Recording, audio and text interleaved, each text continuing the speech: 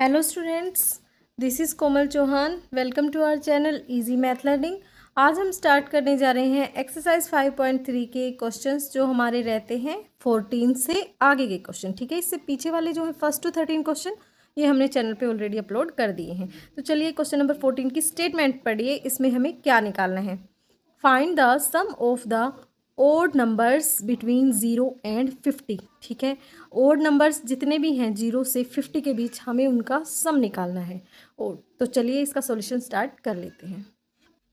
So students, ये 14 जो question आपका दिया गया है उसमें पूछा है ओड नंबर्स 1 to 50 के बीच। तो हमें पता है कि ओड नंबर्स वो होते हैं जो 2 से डिवाइड नहीं हो, तो हमने यहाँ लिख दिया 1 3 5। अब 50 तो ओड नंबर है नहीं, 49 है, तो हमने लास्ट ओड नंबर हमारे पास क्या होगा 49।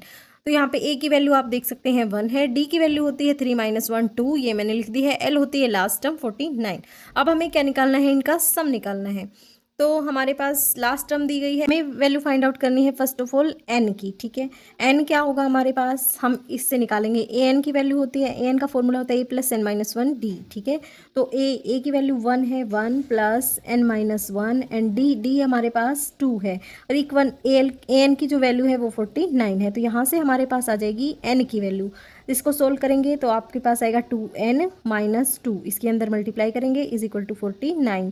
यहाँ से सोल्व करोगे तो 2n minus 1 is equal to 49। So 2n is equal to, ये 1 उस साइड गया तो हो जाएगा ऐड होके 49 + 1 50। n की वैल्यू आ गई 50/2।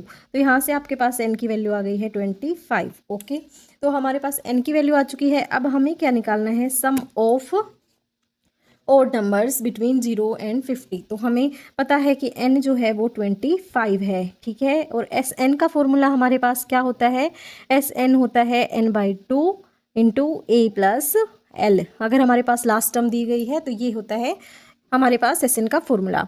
तो n की वैल्यू 25 है यहाँ पे, तो हम फाइंड आउट करेंगे S25, वो आ जाएगा आपके पास 25/2। ए की वैल्यू 1 है और एल की वैल्यू 49 है। ठीक है, तो यहाँ से आपके पास आ गया 25/2 इंटू 50।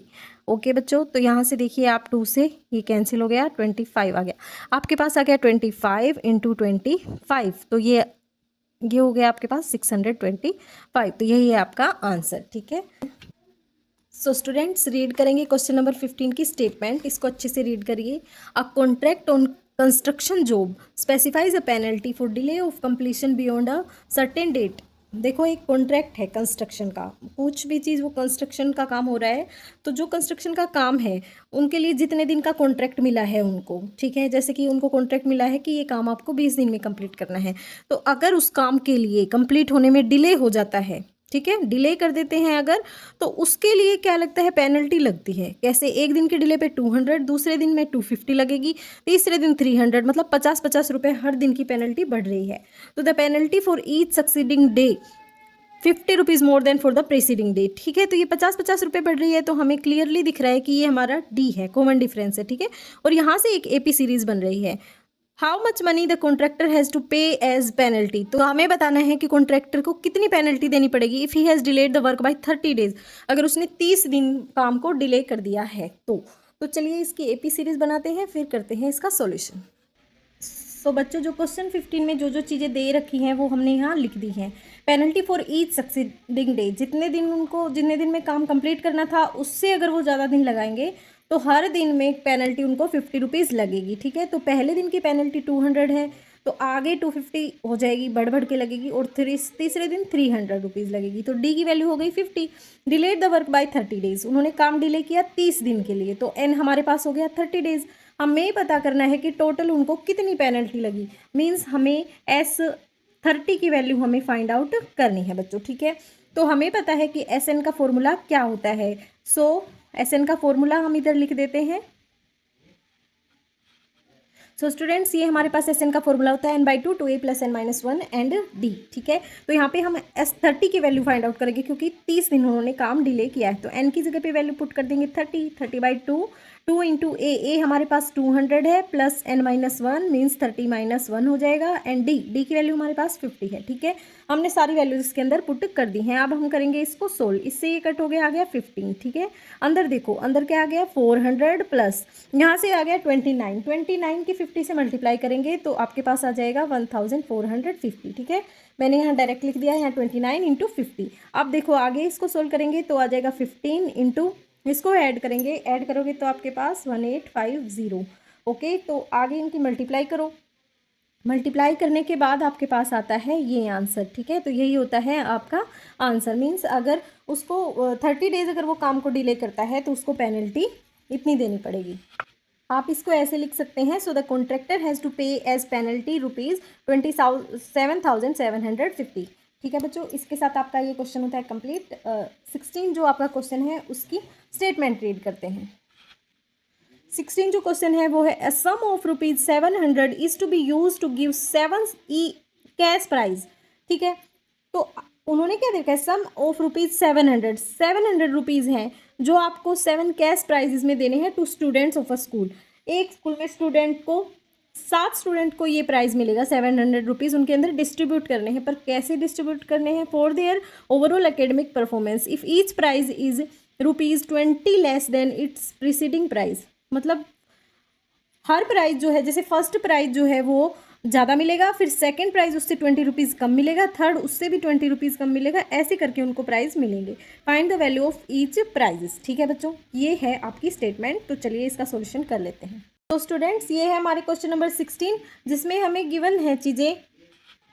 क्वेश्चन नंबर 16 में हमें जो चीज़ें गिवन है वो ये है कि नंबर ऑफ स्टूडेंट्स 7 है, total amount of price 7 students में प्राइस डिस्ट्रीब्यूट करना है पैसों का। तो वो जो पैसे हैं टोटल वो ₹700 हैं।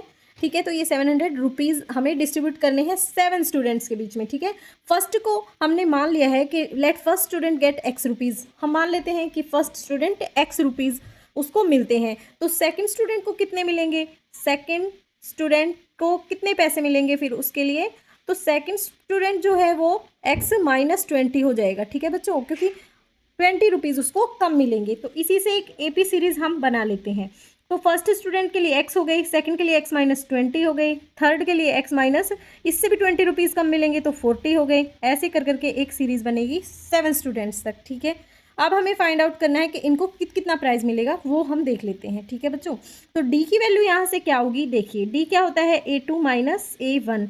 तो यहाँ पे A2 की वैल्यू X-20 है माइनस X। ठीक है, X से X कैंसिल, D की वैल्यू आ गई है आपके पास -20। ठीक है, तो हमें पता है कि टोटल नंबर ऑफ स्टूडेंट्स 7 है, तो यहाँ से n की वैल्यू क्या हो जाएगी 7। और हमें दे रखा है सम ऑफ 7 स्टूडेंट्स में जो हमने प्राइस डिस्ट्रीब्यूट किया है उसका सम दे रखा है 700। तो S7 की वैल्यू हमारे पास गिवन है ₹700। क्लियर है बच्चों, यहाँ तक आगे देख लेते हैं हम। SN का फॉर्मूला लगाएंगे। SN का फॉर्मूला होता है S7 = 7/2 into 2A + n-1 and D। ठीक है, ये होता है हमारे पास। तो चलिए इसी को यूज़ करके हम निकालेंगे 7/2 2A की वैल्यू हमारे पास X है, प्लस n की वैल्यू 7 है, 7 - 1 हो गया 6, और D की वैल्यू हमारे पास -20 है। ठीक है, ये आपके पास गिवन है। तो आगे इसको सोल्व करेंगे, 7/2 ये हो जाएगा, ये इस किसके इक्वल है, हमारे पास 700 के इक्वल ये हमें दिया गया है। ठीक है, तो ये वैल्यू रख देंगे, 2x ये हो जाएगा, माइनस की वैल्यू माइनस प्लस माइनस हो जाएगा 120। ठीक है, = 700। तो यहाँ से हम देख सकते हैं कि ये मल्टीप्लाई में है, उस साइड जाएगी तो ये डिजिट हो जाएगी रिवर्स। इसको कर लेते हैं, तो यहाँ हमारे पास बच गया 2x - 120 = 700 × 2/7। ठीक है, इससे ये कट हो गया, आ गया 100। क्लियर है बच्चों, यहाँ से अब देखते हैं हमारे पास क्या आ गया है, 2x सो यहाँ से कट करके 100 है, 100 × 2 हो गया 200। अब इस 200 में इस 120 को हम ऐड कर देंगे, इस साइड आ गया तो 320। x की वैल्यू क्या आ जाएगी, ये 2 आ जाएगा डिवाइड में, तो x की वैल्यू आपके पास आ जाएगी 160। ठीक है, तो मतलब फर्स्ट स्टूडेंट को जो प्राइस मिलेगा वो मिलेगा 160। ठीक है बच्चों, तो फर्स्ट स्टूडेंट का हम लिख देते हैं यहाँ पे ₹160। तो सेकंड स्टूडेंट को कितने मिलेंगे, 160 - 20 कितना आ जाएगा यहाँ पे हमारे पास 140। अब नेक्स्ट को मिलेंगे 140 - 20 120। फिर उसके बाद हर एक में से 20 रुपीज़ हम सब्ट्रैक्ट करते चले जाएंगे और हमारे पास ये वैल्यू सारी आ जाएंगी। ठीक है बच्चों, बस इतना ही था इसका क्वेश्चन का सॉल्यूशन। आपको ध्यान से इसको सोल्व करना है, इंपॉर्टेंट क्वेश्चन है ये इस एक्सरसाइज का। ठीक है बच्चों, तो लास्ट जो 7th स्टूडेंट होगा उसको मिलेगा 40 रुपीज़ का प्राइस। ठीक है, तो हमने ये सारी वैल्यूज़ हमने इधर फाइंड आउट कर ली हैं। इसी के साथ आपका क्वेश्चन जो है 16 कंप्लीट होता है। चलिए क्वेश्चन नंबर 17 को देखते हैं। ये देखिए, ये है आपका question number 17। In a school student thought of planting trees in and around the school to reduce air pollution. एक स्कूल में स्टूडेंट्स ने सोचा कि हम ट्रीज प्लांट करेंगे स्कूल के अराउंड एयर पोल्यूशन को कम करने के लिए। It was decided that number of trees that each section of each class will plant will be the same as the class. ठीक है, मतलब क्या है कि ये डिसाइड किया गया है कि एक क्लास में बहुत सारे सेक्शन है, पर जो जिस क्लास में होगा उतने ही पौधे लगाएगा। जैसे कि क्लास फर्स्ट के स्टूडेंट्स आगे दे रखा है will be the same as class in which they are studying. A section of class first will plant 1 tree. जो फर्स्ट क्लास के बच्चे हैं वो 1 पौधा लगाएंगे, सेकंड क्लास वाले 2 लगाएंगे और थर्ड क्लास वाले 3, और ऐसे ही क्लास 12 तक लगाएंगे पौधे, तो 12th वाले 12 लगाएंगे। ठीक है, ये कंडीशन है। लेकिन एक क्लास में जो है there are 3 section of each class, हर क्लास के सेक्शन भी हैं 3। ठीक है, मतलब फर्स्ट क्लास के 3 सेक्शन हैं बच्चों। ठीक है, फर्स्ट क्लास के 3 सेक्शन है और फर्स्ट क्लास के जैसे हर सेक्शन के बच्चे को 1 पौधा लगाना है, तो फर्स्ट क्लास के बच्चे कितने पौधे लगाएंगे? 3 लगाएंगे, क्योंकि ए सेक्शन वाले 1, बी वाले 1, सी वाले 1, तो ऐसे करके फर्स्ट क्लास के हो गए 3। सेकंड क्लास के भी 3 सेक्शन है और सेकंड वालों को 2 प्लांट्स लगाने हैं, तो 2 2 2 करके हो जाएंगे 6। चलिए इसकी एपी सीरीज बनाते हैं, फिर ये आपको अच्छे से समझ आएगा। Let's get into the solution. So बच्चों देख लेते हैं इसका सॉल्यूशन। हम लिख लेते हैं जो चीज़ें हमें दी गई हैं। Class first to 12th will plant trees. ठीक है, फर्स्ट टू 12th के बच्चे ट्रीज प्लांट करेंगे। 3 सेक्शन ऑफ ईच क्लास, हर एक क्लास के जो सेक्शन है वो 3 हैं, तो क्लास फर्स्ट में और जो बच्चे जिस क्लास में हैं उतने ही पौधे लगाएंगे। देखिए फर्स्ट क्लास के बच्चे 1 ही पौधा लगाएंगे। ठीक है, तो फर्स्ट क्लास के बच्चे अगर 1 पौधा लगाएंगे तो 3 सेक्शन है, हर एक सेक्शन का बच्चा 1 पौधा लगाएगा। ठीक है, तो 3 सेक्शन हो गए, तो इस हिसाब से कितने पौधे लगा दिए क्लास फर्स्ट ने? 3। ठीक है, तो सेकंड क्लास में देखेंगे आप, सेकंड क्लास के बच्चों को कितने प्लांट करने हैं? उनको 2 करने हैं। ठीक है, हर सेक्शन का बच्चा 2 प्लांट्स लगाएगा, तो सेक्शन है 3, इस हिसाब से 2 3 हो गया 6। ठीक है, ये चीज़ आपको समझ आ रही है। तो क्लास थर्ड के जो बच्चे हैं उनको 3 प्लांट लगाने हैं हर सेक्शन के बच्चे को, तो ऐसे करके 3 3 हो गया 9। ओके, तो 12th के बच्चे कितना लगाएंगे? अब मैं इधर लिख देती हूँ, ऐसे ही करके हम एक एपी सीरीज बना लेते हैं, जिसमें देखो क्लास फर्स्ट की 3, फिर 6, फिर 9।